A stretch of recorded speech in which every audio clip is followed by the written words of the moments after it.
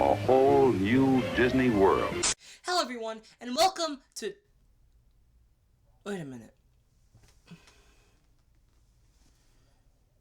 Something's missing.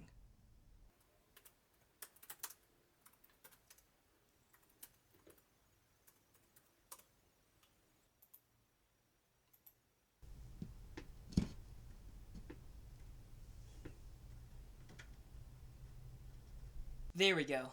That's better. Hello, and welcome to a very patriotic episode of Retroland. With today being President's Day, I thought it would be a great time to take a look at an attraction that similarly celebrates the presidency.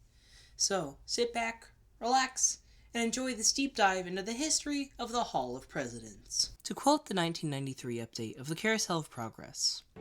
You know, Walt loved the idea of progress, and he loved the American family. And he himself was probably as American as anyone could possibly be. Walt was a very strong advocate of the American dream, and he held a very deep love for his country, which he exemplified time and time again throughout his life. When he was just 16 years old, he dropped out of school to serve in World War I as an ambulance driver for the Red Cross. When America was yet again threatened by World War II, Walt used his studio to create American propaganda and even produced 2 feature-length films in an attempt to help the alliance between South and Central America and the U.S. At the same time, as animators left the studio to join the military, he reluctantly gave them his blessing, famously saying to Card Walker, "You're a lucky guy. I'd like to go myself." Lastly, and most relevant to the topic at hand, Walt dedicated a large portion of his magnum opus, Disneyland, to America. As stated in the iconic Disneyland dedication speech, Disneyland is dedicated to the ideals, the dreams, and the hard facts that have created America, with the hope that it will be a source of joy and inspiration to all the world. Thank you. This dedication was more than just skin deep. Not only did Walt theme an entire land to the Wild West American frontier, but he also made the first thing guests saw at his park an ode to America. Main Street, USA is an idealized depiction of an American town at the turn of the 20th century, when Walt was growing up. It's a nostalgic love letter to his childhood home of Marceline, Missouri, and in turn, America as a whole. Walt obviously poured a lot of love and care into it, and it's honestly one of the best themed lands in a Disney park. Since the opening of Disneyland in 1955, Main Street, USA has remained mostly the same. It's a very linear path headed straight towards the castle, with shops and food offerings lining each side. However, it wasn't intended to stay that way. In the late 50s, Disneyland was becoming quite the massive success, and Walt saw this as an opportunity to expand his dream even further, and add even more experiences for guests to enjoy. It was at this point in time that he crafted the concepts of many of the most beloved attractions to come to Disneyland, such as the Matterhorn, Space Mountain, the Haunted Mansion, and the Pirates of the Caribbean. However, several concepts from this time never came to fruition. Among them were plans to build 2 mini-lands branching off to the east of Main Street, one of which would be Edison Square, which would be a recreation of a 1920s suburb, with its major attraction being Harnessing the Lightning, a show sponsored by General Electric, which followed our protagonist, Wilbur Kilowatt, through his life 20 years at a time, showcasing advancements in technology. The other was to be called Liberty Street, and would be themed to colonial America. Among the planned attractions were dioramas recreating famous paintings of the time, miniature models of monuments in Washington, D.C., and, most impressive of all, a full-scale display of every U.S. president.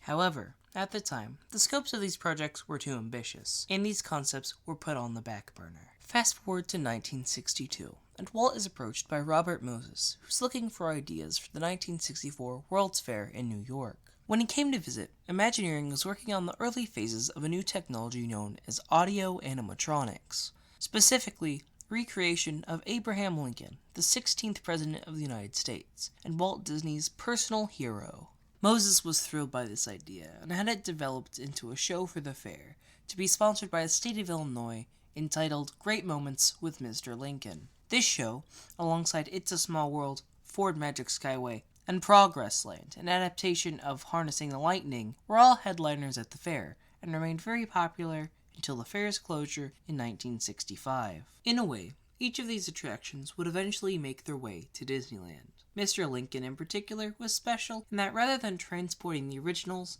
the Imagineers cloned the show and animatronic and had it open in Disneyland before the end of the fair.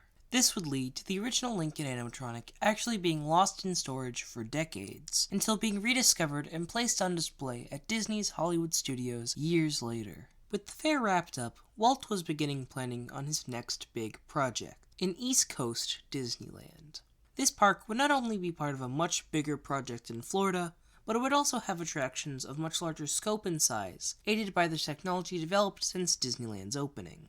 As well as including the 4 major lands of Disneyland, the Magic Kingdom would include a realization of the Liberty Street concept, now known as Liberty Square. This land would open with the park on opening day, October 1st, 1971. Its 2 major attractions were a copy of Disneyland's Haunted Mansion and an all-new groundbreaking attraction, the Hall of Presidents. Finally, over 10 years after it was originally conceived, Walt's vision was coming to fruition. It was obvious from the beginning that this attraction was meant to be more than just a theme park attraction, as it treated itself as a serious and sincere tribute to American history and the presidency. This is well exemplified by the exhibits in the waiting area, which showcase actual presidential artifacts on loan from museums and private collections.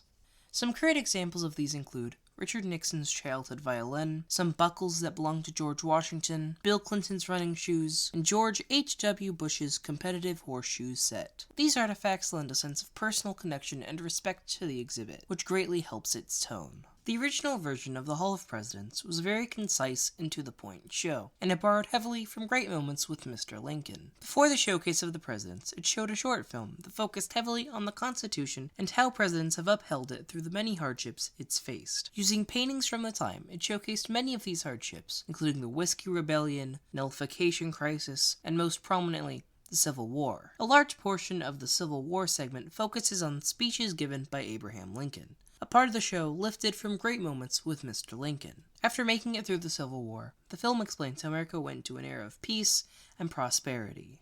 Finally, the screen ascends, and we get to view the whole point of the show, an extremely large stage housing animatronic depictions of every U.S. president. This spectacle was amazing when it premiered, and it still is. Not only is every figure extremely well sculpted, but each one shifts their weight, turns and talks to one another, or some other subtle movement in order to sell the illusion of life. After the roll call of each president, Abraham Lincoln delivers a speech, which was also lifted from Great Moments with Mr. Lincoln. Then, a rendition of Battle Hymn of the Republic is played, and the curtains close. On opening day, all 36 presidents up to that point were portrayed in the Hall of Presidents, with the most recent being Richard Nixon. Luckily, he didn't have much of a presence in the show, as by the same time next year, the Watergate scandal was already underway. Funnily enough, during the scandal, on November 17, 1973, Nixon would travel to the Contemporary Resort and deliver this infamous quote to millions of television viewers. And I think, too, that I can say that in my years of public life, that I welcome this kind of examination, because people have got to know whether or not their president is a crook. Well, I'm not a crook. I've earned everything I've got. And in all of my years of public life, I have never obstructed justice. The Hall of Presidents would remain practically unchanged until 1993, with the only changes being the addition of new presidents to the stage at the end as they went into office. However, with the arrival of the Clinton administration, the show would see its first major changes. The film at the beginning was rewritten and updated to focus much more on civil issues that faced America, and how the Constitution still preserved through them. The biggest change, however, was the addition of a speech delivered by Bill Clinton before the finale by Lincoln. I did not have sexual relations with that woman.